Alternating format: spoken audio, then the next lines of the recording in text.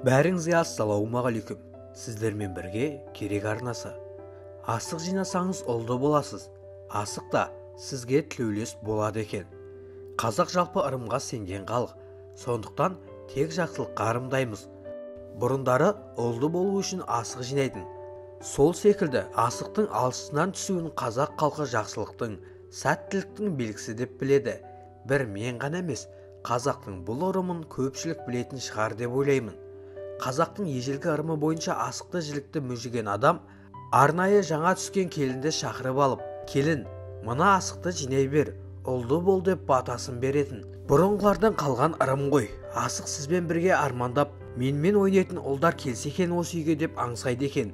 Оның себебі асықты жалғыз ұл ойнамайды, екі немесе одан да көп бала ойнайды. Сондықтан асық жинасаңыз бір тал ұлмен шектеліп қалмай, Алла құрсағыңызға ұлға серік болып асық ойнайтын тағы ұлдар береді екен. Бұл қазақтың ежелден келе жатқан сенімі. Ырымға сенбейтіндер де бар, дін жолына қайшы деп сөгетіндер де бар.